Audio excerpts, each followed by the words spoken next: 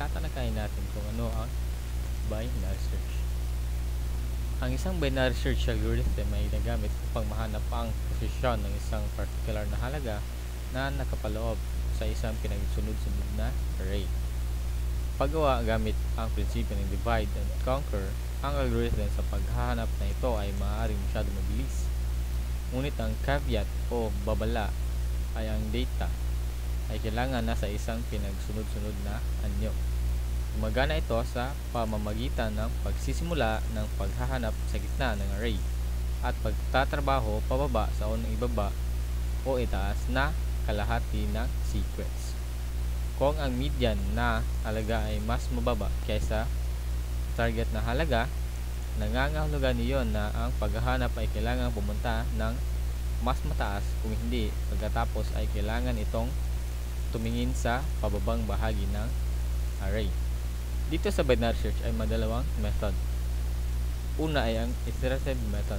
Ang pangalawa ay ang recursive method. Screen. Ito ay isang example ng iterative method.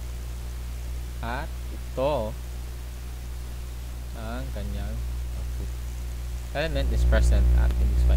So ano nga bang ibig sabihin nito? Ano ang ibig sabihin ng element at bakit nandyan sa index na 5? Ito nga pala ang ibig sabihin. Ito ang ating element 47. So ang pagbibilang nga pala nito ay nagsisimula sa 0. So 0, 1, 2, 3, 4, 5. Hinahanap nga pala nito kung nasaan ang 47. Nasaan siya nga index.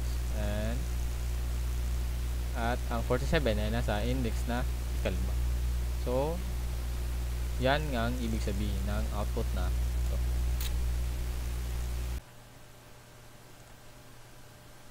Sa ating kita ngayon, ito ay isang example ng iterative method.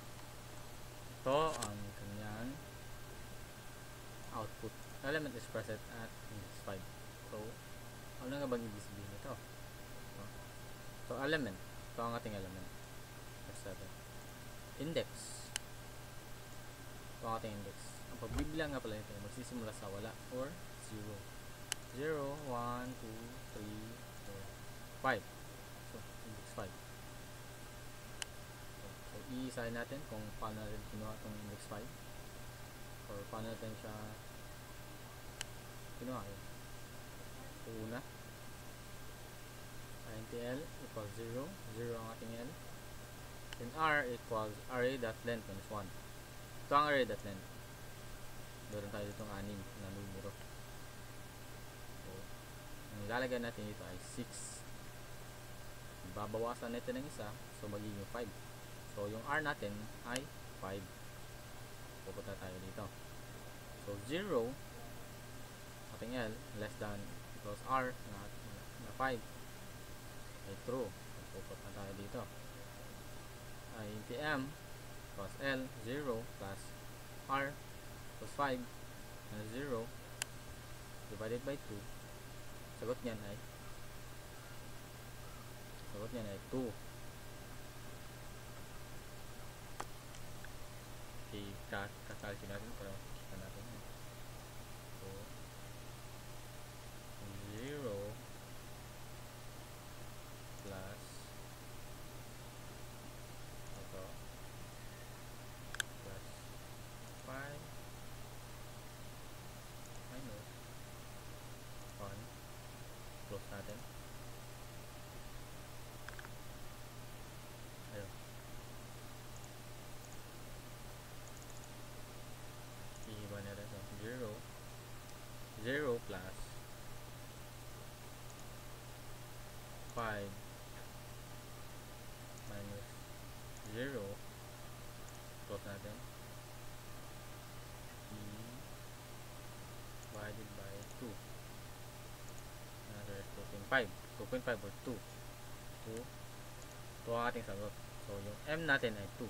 If array m 2 is equal to x,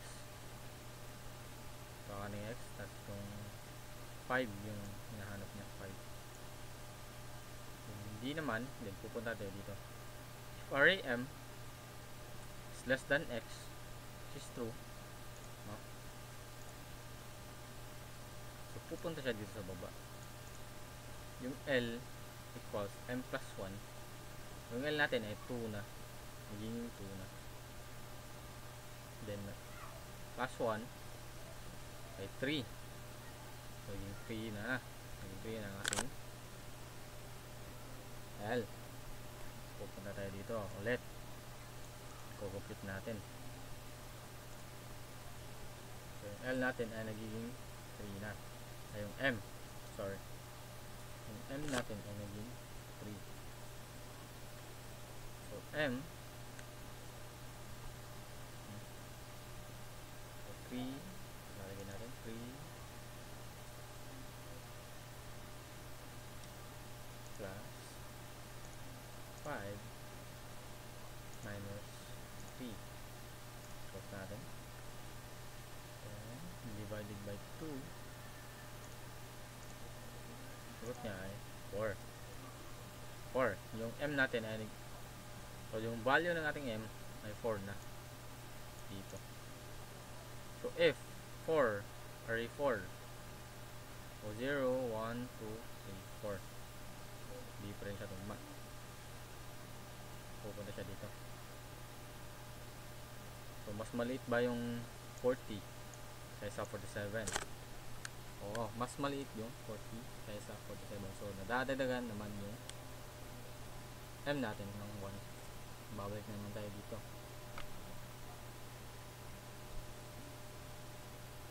Dito sa baba is nadadagan na siya, nagiging yung 3 natin na L ay nagiging 4 na yung dahil dito. 1 plus 1. So pupunta tayo dito. Kukumpute naman natin.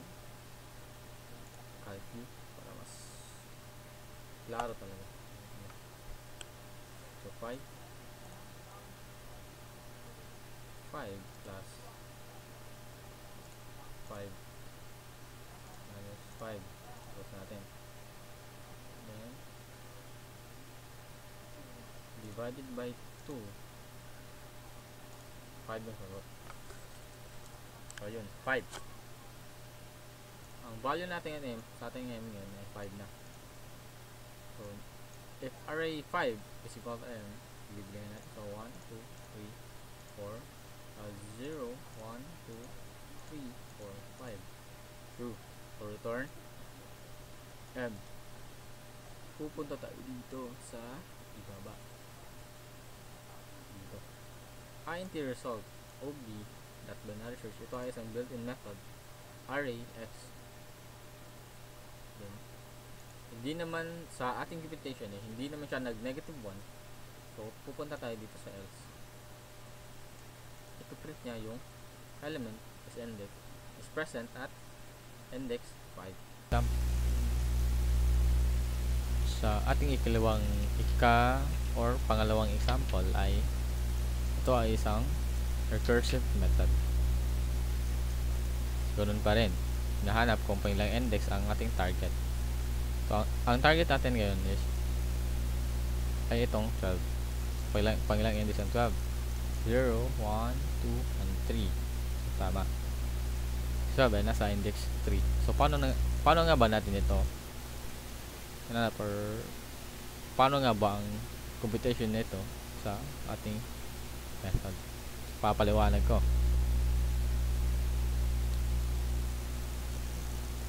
So, ang ating law is 0, then 0. Halaga nito ay 0.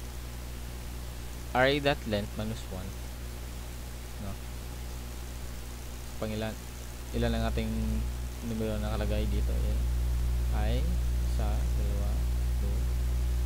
4, 5, 6, 7, 8, 9, 10, 11. Then binawasan natin ng isa, so naging 10. So ang int result are array target 0, 10. Pupunta tayo dito sa baba. unang iteration natin. So 0 plus 10 minus 0 divided by 2. Ang sagot niya ay 5. Okay, pupunta tayo dito sa if. So bale, ang halaga natin sa mid ay nagiging 5 na. So array 5 is equal to target. Pang ilan ang ating target? Pangatlo. Then ang tintukoy ng 5 is 0, 1, 2, 3, 4, 5, 23. So di siya nagtugma. Then pupunta siya dito sa else if. So array 5 is greater than target. So, ibig sabihin is mas malaki ba yung numero ng index 5 kaysa sa target. So ating 5, index 5, then ating target is 12, which is true. Then return dito siya sa binary search, no? So nag-update na yung ating mga numero. High equals mid. Susulat natin high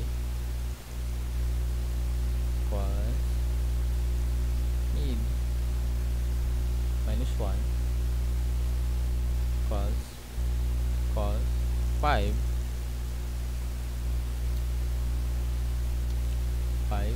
minus 1 4. Right. 5 minus 1 equals 4. So ito na yung value nating high. So 4. Babalik na naman tayo sa ating pangalawang iteration. So 0 is low, less than or equals to high, which is 2. Pupunta tayo dito sa ating mid. 0 plus high.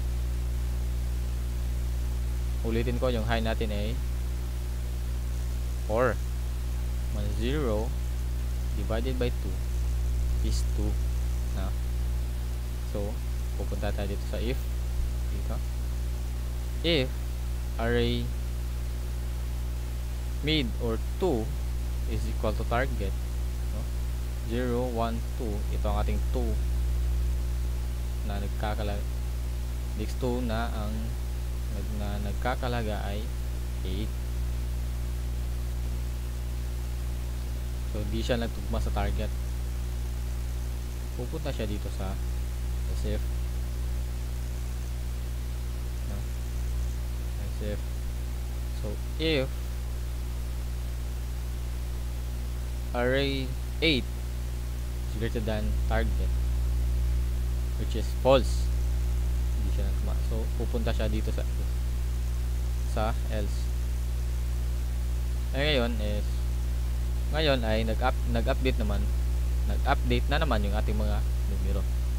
Susunod ko para mas maintindihan natin paano siya nag-run, no? So ulitin ko. So mas dako ay ulitin ko, mas malaki pa yung target natin kaysa sa mid.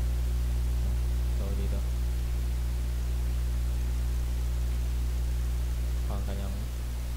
ito ang kanyang bagong, or ito ang kanyang mga update na numero. Low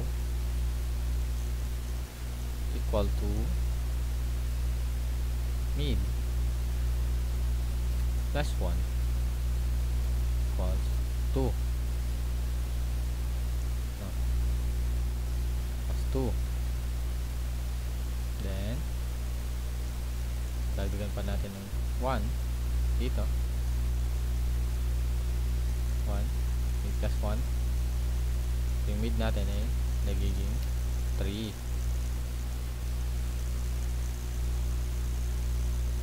Mid plus 1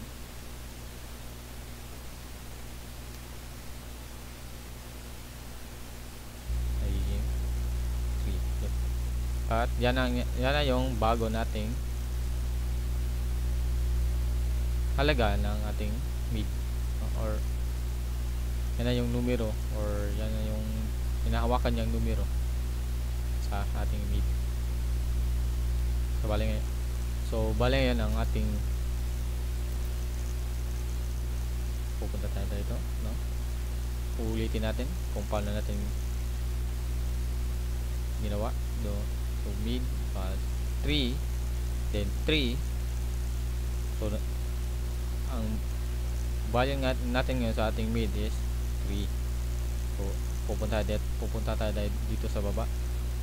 Then if our mid or 3 is nagtugma ba siya sa target, then hanapin natin 0, 1, 2, 3. Yun, tugma siya sa target. Then pupunta siya dito sa taas, no? Dito siya unang pupunta. If result is equal to -1, hindi naman nag-negative 1 yung ating pag-compute dito sa baba, then pupunta siya dito sa else, then i-print niya yung result na nakuha natin. Ang ating int result ngayon is 3 na. Then nagtugma siya sa ating target na ating 12, then nagpa-print siya dito sa result. Then ito ang kanyang output. So yun na lahat kung po lahat ng ating aral ngayong gabi, at sana ay naiintindihan nyo ako kahit na hindi masyadong fluent yung pagtatagalog ko. Ginawa ko po ang aking best para lang maintindihan nyo ako, at maraming salamat. So ulitin natin kung ano ang binary search. Ang isang binary search algorithm ay ginagamit upang mahanap ang posisyon ng isang particular na halaga na nakapaloob sa isang pinagsusunod-sunod na array. Yan po ang isang binary search. Then ang ginawa natin kanina is itong dalawang method na ito. Ang pinagkaiba pa lang ang method na ito is papakita. Ito sa recursive method is nakikita natin na nasa taas yung kanyang printing kumpara dito sa iterative method na nasa ibaba. In short, no, binaliktad lang yung pagkuha niya, pero yun pagkuha niya ng index, no? Pero same lang po yung dalawa. Meron siyang pinagkaiba pero konti. Yan lang po lahat, at maraming salamat.